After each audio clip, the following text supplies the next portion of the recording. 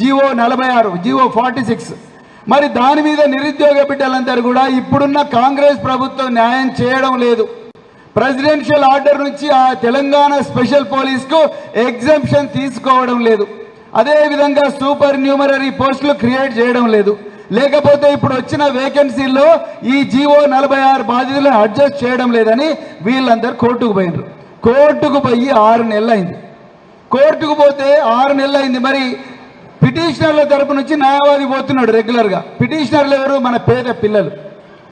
Government తరపు నుంచి పోవాల్సిన వ్యక్తి ఎవరు? Advocate general. ముఖ్యమంత్రి నుంచి డైరెక్ట్ ఆదేశాలు ఏమని, అడ్వకేట్ జనరల్ పోకూడదు, నువ్వు పోకు, అది ఎన్ని రోజులైనా వాయిదా పడని.